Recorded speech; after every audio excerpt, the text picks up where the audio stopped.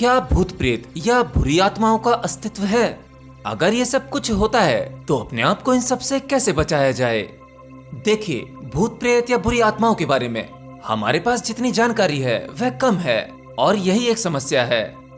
आप लोग भूत प्रेत आत्माओं के बारे में जितना जानते हैं वह सब कुछ आपको बाहरी रूप से बताया गया है। या तो आपने किस्से कहानियों में सुना है या फिर हॉरर मूवीज में देखा है। प्रेत आत्माओं का जो रूप फिल्मों में दिखाया जाता है वह सब कुछ काल्पनिक है। असल में वह मन की अवस्था को देखकर ही इन सब का निर्माण करना पड़ा। भूत प्रेत क्या होते हैं, कैसे होते हैं, इन सब के बारे में आज आपको इस वीडियो में पता लगेगा। सबसे पहले तो हमारा यह कहना गलत है कि हम कहते हैं उसके शरीर को आत्मा ने पकड़ लिया है या किसी व्यक्ति के अंदर किसी आत्मा ने प्रवेश कर लिया है। कोई आत्मा दुखी है, सुख पाना चाहती है तो कोई बदला लेना चाहती है। कोई आत्मा अपनी इच्छाओं को पूरा करना चाहती है तो कोई किसी का बुरा करती है। देखिए, ये सभी कार्य आत्मा के नहीं होते। इस हिसाब से तो आत्मा को टुकड़े में बांट दिया गया है, जबकि आत्मा तो एक ही है जो इस विश्व चित्त में फैली हुई है, जिसे मैं परम ऊर्जा कहता हूँ। ये पूरा संसार, ये ब्रह्मांड सब उसी विश्व चित्त में है, उस परम ऊर्जा में है। हाँ, हम शरीर में रहकर अपने आप को उस परम ऊर्जा से अलग समझने लगते हैं, तो ये आत्मा अलग नहीं होती, ये हर जगह बह रही शक्ति है। तो फिर ये भूत प्रेत और देवता, ये सब क्या है? देखिए, इस बारे में मैंने पहले अपनी कुछ वीडियोस में बताया है कि आत्मा सभी भौतिक और सूक्ष्म अवस्थाओं के पार है। यानी हमारे शरीर की कई परतें हैं, जिसमें से आप भौतिक परत को जानते हैं, यह आपका शरीर। उसके बाद आपका मन यानी मानसिक शरीर। इसी प्रकार से 7 शरीर होते हैं, जिसमें कि आपके 5 शरीर यानी 5 परतें वह कितनी भी सूक्ष्म की ना हो, परंतु कहीं ना कहीं उनका भौतिक अस्तित्व है। और इन सब के बाद आता है आपका परम चैतन्य, वो आत्मा। आत्मा से पहले है जीव। हाँ, लेकिन ये सभी परतें आत्मा के द्वारा ही संचालित होती हैं, लेकिन फिर भी वह इन सब के पार है। तो मनुष्य का शरीर मरने के बाद जो आसानी से नहीं मरता वह है आपका मन, यानी आपकी यादें। अब तक इस पृथ्वी पर जितने भी मनुष्य मरे उन सब की मेमोरी या कहूं उनकी यादें सब यही मौजूद रहती हैं। और उनकी ऐसी भी बहुत सारी इच्छाएं होती हैं जिन्हें वो पूरा करना चाहते हैं। अब चाहे उन्हें शरीर मिले या ना मिले, वह किसी दूसरे के शरीर के माध्यम से अपनी इच्छाओं को पूरा भी कर सकती हैं। तो हम जिन्हें भूत प्रेत कहते हैं या बुरी आत्मा कहते हैं, असल में वह आपकी मेमोरी है, आपकी यादें, जो आपके इस भौतिक शरीर के बाद की परतें हैं। हाँ, इनके कई प्रकार हो सकते हैं इनकी डेंसिटी के हिसाब से। जैसे कि ये परम ऊर्जा एक ही है, हर मनुष्य में वही ऊर्जा है, वही आत्मा है, लेकिन हर मनुष्य की क्षमताएं अलग अलग हैं। उसी प्रकार से भूत प्रेत और वो जिन्हें आप आत्मा कहते हैं, उन सबकी क्षमता, पावर या कहीं डेंसिटी कम या ज्यादा हो सकती है। इसी प्रकार से भूतों को नाम दे दिए जाते हैं। आपने कई तांत्रिकों के मुंह से सुना होगा कई प्रकार के भूतों के बारे में, वे उन्हें नाम से भी बुलाते हैं, जैसे मशान, सिबली वगैरह वगैरह। किसी की भी यादों को आत्मा कह देना यह साधारण मनुष्य की समझ में आ जाए इसलिए कहा जाता है। तो आपके समझाने के लिए मैं भी इसे आत्मा कहूंगा। साधारणतः ये यादें या कहूं आत्मा जल्दी किसी का नुकसान नहीं करती, लेकिन कुछ तांत्रिक लोग इनसे अपना काम निकलवा लेते हैं। लेकिन एक समझदार व्यक्ति जो आध्यात्मिक मार्ग पर है, जब तक वो ना चाहे कोई आत्मा उसका कुछ नहीं बिगाड़ सकती। इनकी अपनी कोई पावर नहीं होती। असल में ये आपकी शक्ति का ही इस्तेमाल करती है, क्योंकि किसी भी प्रकार के एक्शन के लिए, किसी भी प्रकार के कार्य के लिए शरीर और शक्ति की आवश्यकता पड़ती है। परंतु इन भूत प्रेतों के पास इनका अपना कोई शरीर नहीं होता और ना ही अपनी कोई खास शक्ति होती है। आपने देखा होगा ज्यादातर ये आत्मा, भूत प्रेत अनएजुकेटेड सोसाइटीज में पाए जाते हैं। असल में ये है तो हर जगह, क्योंकि यादें तो हर जगह मौजूद हैं, लेकिन लोग इन्हें पकड़ना चाहते हैं, इनमें इंटरेस्ट लेते हैं।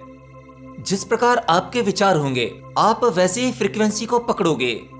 आपने छोटे घरों में देखा होगा जहाँ ज्वाइंट फैमिली रहती हैं, उनमें 1 या 2 लोग काम करने वाले होते हैं, तब उनमें एक दूसरे से लड़ाई झगड़ा, नंद भाभी जिठानी का झगड़ा, एक दूसरे के लिए नफरत के विचार रखना, हमेशा नेगेटिव सोचना कि फलाने का ये बुरा हो जाए, फलाना मर जाए, इसका एक्सीडेंट हो जाए।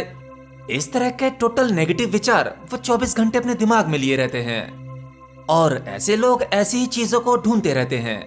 तभी उनके ये विचार सेम उसी प्रकार के भूत प्रेत और आत्मा वाली फ्रीक्वेंसी से मैच हो जाती है और ऐसे लोगों पर जल्दी आत्मा का कब्जा होता है।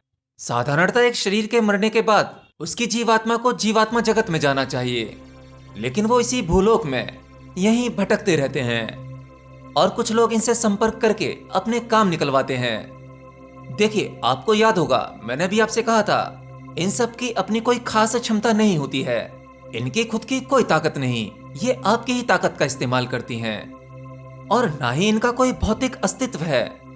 ये सब वैचारिक तल पर चलता है, ये दिखाई नहीं देते। बिल्कुल ठीक वैसे ही जैसे कि ये भौतिक जगत है, ये आपको दिखाई देता है, तभी आप इस पर यकीन करते हैं। लेकिन इसके बाद एक स्वप्न लोक है, आपके सपने आप ही देखते हैं, कोई दूसरा नहीं देख सकता, ना ही उसे छू सकता है। लेकिन जब तक आप सपना देख रहे होते हैं तब तक वह आपके लिए सत्य होता है, उसका अपना अस्तित्व होता है। लेकिन आँख खुलते ही वह सब माया हो जाता है। इसी प्रकार से भूत प्रेत, जो लोग इनके दिखने का दावा करते हैं, असल में यह उनके मन की ही अवस्था होती है और ये भूत प्रेत आपके मानसिक तल पर ही तो कार्य करते हैं।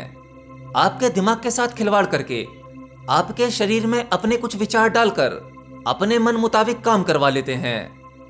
असल में आपके मन में आए हुए विचार वही आपको प्रेरित करते हैं आपके द्वारा किए गए किसी भी काम के लिए। आप कोई काम यूं ही नहीं कर लेते, पहले उस काम को करने का आपके मन में विचार आता है, आप तभी एक्शन लेते हो। तो जो लोग भूत दिखने का दावा करते हैं, असल में उन्हें वो इसलिए होता है कि उनकी कल्पना शक्ति के माध्यम से ही उनका मन वो इमेज क्रिएट कर देता है। हाँ, कुछ मामलों में किसी की फ्रीक्वेंसी बहुत तेज हो सकती है जो शायद ज्यादा नुकसान करे।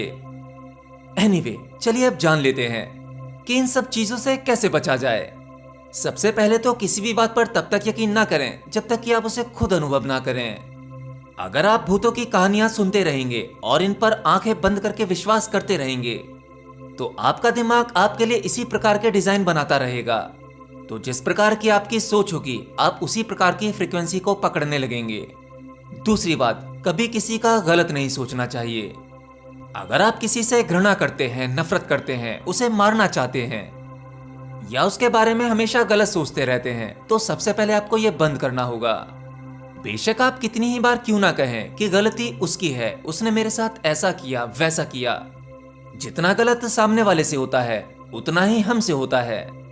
किसी भी गलती के हम भी भागीदार होते हैं। तो किसी के बारे में नेगेटिव नहीं सोचना, गलत नहीं सोचना, किसी के लिए कुछ भी बुरा करने की एक भी इच्छा ना रखना। आप अगर किसी के लिए बुरी इच्छाएं रखेंगे तो आपका यह दिमाग रूपी यंत्र उसी प्रकार की गलत चीजों को कनेक्ट करने लगेगा, उसी प्रकार की फ्रीक्वेंसी से मैच हो जाएगा और वो सब कुछ रिसीव करेगा। तो इससे होगा ये कि जो आप दूसरे के लिए सोच रहे थे वह कहीं ना कहीं आपके साथ होने लगेगा और आप खुश नहीं रह पाओगे। दूसरा, अगर आपसे कोई गलती होती है तो उस गलती को स्वीकार करें। एंड लास्ट टिप, उस परम ऊर्जा से जुड़े रहें। जो व्यक्ति उस परम ऊर्जा में मग्न रहता है या कहूं ईश्वर भक्ति में मग्न रहता है, हर एक पल केवल उस ईश्वर की प्यास और उसी का ध्यान, या जो व्यक्ति उस ईश्वर का ध्यान करता है, उस परम ऊर्जा का ध्यान करता है, ऐसे साधक को या कहूं ऐसे व्यक्ति को स्वयं परम ऊर्जा प्रोटेक्ट करती है। फिर उससे कुछ गलत नहीं होता, क्योंकि गलत करने के लिए गलत विचार आना जरूरी है। परंतु ऐसे साधक के मन में तो केवल ईश्वर के विचार रहते हैं और जो ईश्वर के बारे में चिंतन करता रहता है वह उसी प्रकार के विचारों को रिसीव करता है, उसी फ्रीक्वेंसी में रहता है।